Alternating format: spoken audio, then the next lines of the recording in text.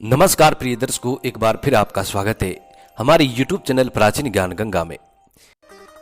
प्रिय दर्शकों, आज फिर नया वीडियो नई जानकारी लेकर हम हाजिर हुए हैं। दर्शकों, आज की जो कहानी है ये बड़ी पावन पवित्र कहानी है। आज की जो कहानी है वृंदावन की चींटी की कहानी है। प्रिय दर्शकों, ये कहानी बड़ी प्रेरणादायक है और बड़ी मोटिवेशनल है। दर्शकों, इस कहानी के बारे में ऐसा कहा जाता है कि जो लोग इस कहानी को जिस घर में सुनते हैं उस घर में श्री बांके बिहारी श्याम की असीम कृपा होती है, राधा रानी की असीम कृपा होती है। उन लोगों के जीवन से सभी प्रकार के विकार दूर हो जाते हैं और बहुत जल्द उन लोगों का भाग्य उदय हो जाता है। उन लोगों के जीवन से गरीबी कोसों दूर चली जाती है। प्रिय दर्शकों, आज की कहानी बड़ी मोटिवेशनल है और बड़ी प्रेरणादायक है। हर व्यक्ति के जीवन को तारने वाली कहानी है, इसलिए वीडियो को अंत तक देखें। वीडियो शुरू करने से पहले जो लोग हमसे नए जुड़े हैं वो लोग हमारे चैनल को सब्सक्राइब करें, बेल आइकन ऑन करें, अच्छे अच्छे कमेंट किया करें ताकि हर आने वाले वीडियो का नोटिफिकेशन सबसे पहले आपको मिले और प्रिय दर्शकों आप उसका फायदा उठा सकें। शुरू करते हैं प्रिय दर्शकों आज की प्यारी सी कहानी, ये प्यारा सा वीडियो।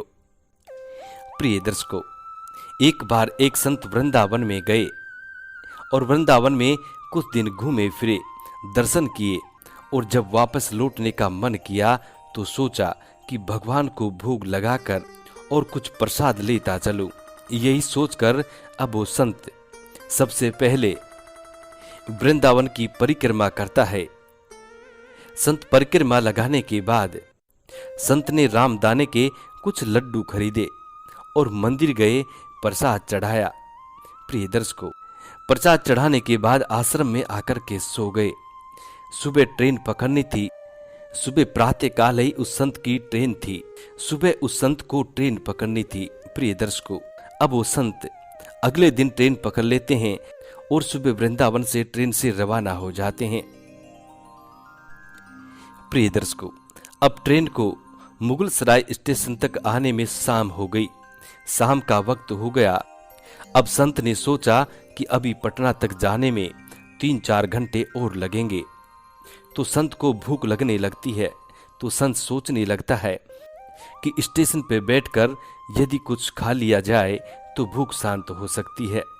मुगलसराय स्टेशन आधे घंटे ट्रेन रुकती है। प्रिय दर्शकों, उसी आधे घंटे के समय में संत ने सोचा कि चलो हाथ पैर धोकर संध्या वंदना करके और कुछ खा पी लिया जाए। यही सोचकर संत ने सबसे पहले हाथ पैर धोए और संध्या वंदना की।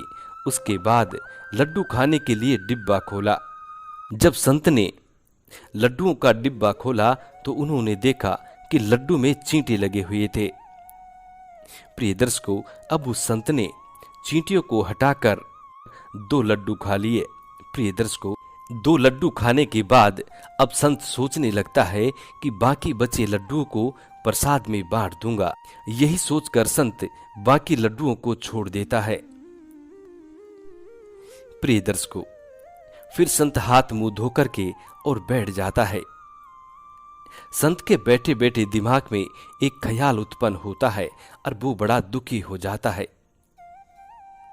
प्रिय दर्शकों, कहते हैं कि संत का हृदय नवीनतम समान होता है, यानी कि बच्चों के समान होता है। अब उस संत को बेचारे लड्डुओं से अधिक उन चींटों की चिंता सताने लगी। संत सोचने लगे कि चींटे वृंदावन से इस मिठाई के डिब्बे में आ गए हैं। बेचारे चींटे इतनी दूर तक ट्रेन में मुगलसराय तक आ गए हैं। संत और भी अपने मन में ख्याल सोचता है, सोचने लगता है कि ये चींटे कितने भाग्यशाली थे, इनका जन्म जो वृंदावन में हुआ है। अब इतनी दूर से पता नहीं कितने दिन या कितने जन्म लगेंगे इनको वापिस वृंदावन पहुंचने में। पता नहीं ब्रज की धूल इनको फिर कभी मिल पाएगी या नहीं। संत और सोचने लगता है कि मैंने कितना बड़ा पाप कर दिया, इनका वृंदावन छुड़ा दिया। प्रिय दर्शकों, अब संत सोचने लगता है कि नहीं, अब मुझे वापस वृंदावन जाना होगा और इन चींटों को वापस वृंदावन में ही छोड़ना होगा। प्रिय दर्शकों, संतों का दिल बड़ा दयालु होता है। इसी बात को सोचकर संत ने उन चींटों को वापस उसी मिठाई के डिब्बे में सावधानी से बंद कर दिया, सावधानी से रख दिया और वृंदावन की फिर से ट्रेन पकड़ ली। प्रिय दर्शकों, अब ट्रेन में बैठकर वापिस वो संत वृंदावन को आ जाते हैं और वृंदावन में आकर के उसी मिठाई की दुकान के पास संत ने डिब्बे को धरती पर रखकर और हाथ जोड़ लिए और संत हाथ जोड़कर कहने लगे कि हे प्रभु, मेरे भाग्य में नहीं कि मैं तेरे ब्रज में रह सकूं। मुझे कोई अधिकार भी नहीं है कि जिसके भाग्य में ब्रज की धूल लिखी है उसको दूर कर सकूं। प्रिय दर्शकों, जब उस दुकानदार की नजर उस संत पे पड़ती है तो दुकानदार ने देखा और संत के पास आ गया। संत के पास आकर के संत से कहने लगा कि महाराज, यदि मिठाइयों में चींटे लग गए हैं तो कोई बात नहीं है, आप दूसरी मिठाई तुलवा लो।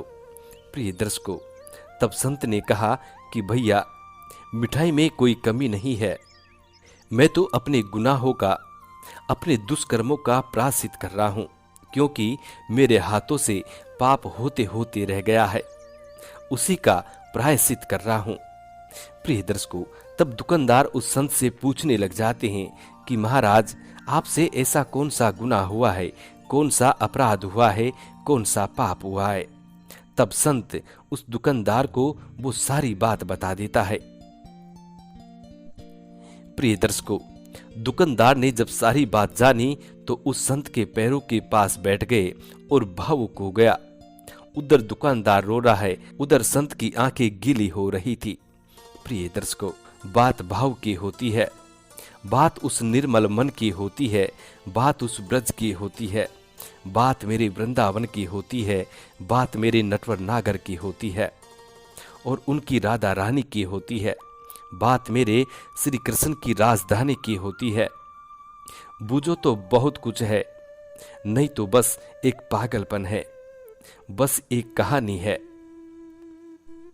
प्रिय दर्शकों, अब वो संत उन चींटों को छोड़कर फिर से वापस ट्रेन पकड़ता है और अपने आश्रम के लिए, अपने घर के लिए रवाना हो जाता है। प्रिय दर्शकों, अपने आश्रम पे जाकर कुछ दिन रुकता है और फिर उसका मन उच्चाटन हो जाता है। अब वो संत फिर से वृंदावन आता है और वृंदावन में आकर के चींटियों को दाना डालना शुरू करता है, चींटियों के साथ अपना जीवन व्यतीत करता है और राधे राधे का नाम जपता है। प्रिय दर्शकों, आज की ये कहानियां समाप्त होती है। इसी कहानी के अंत में, इसी कहानी के साथ एक छोटा सा नियम भी बताया गया है। ऐसा कहा जाता है कि घर में ये नियम बनाना बहुत जरूरी होता है। जब भी आप घर से बाहर निकले तो घर के मंदिर के पास 2 घड़ी खड़े रहकर ईश्वर से प्रार्थना करनी चाहिए कि प्रभु चलिए, आपको हमारे साथ रहना है। ऐसा ईश्वर से बोलकर ही घर से निकलना चाहिए, क्योंकि आप भले ही लाखों की घड़ी पहनते, क्योंकि आप भले ही लाखों की घड़ी हाथ में क्यों ना पहने हो, पर समय तो प्रभु के हाथ में ही होता है। इसलिए जब भी आप घर से निकले तो प्रभु को स्मरण करके और फिर अपने घर से निकला करें। प्रिय दर्शकों, आज की स्टोरी यहाँ समाप्त होती है। हम उम्मीद करते हैं कि आज की ये कहानी आप लोगों को बेहद पसंद आई होगी और इस कहानी से आप ढेर सारी प्रेरणाएं लेंगे। मिलते हैं प्रिय दर्शकों आने वाले नेक्स्ट वीडियो में। तब तक अपना ख्याल रखें। जी नमस्कार, धन्यवाद।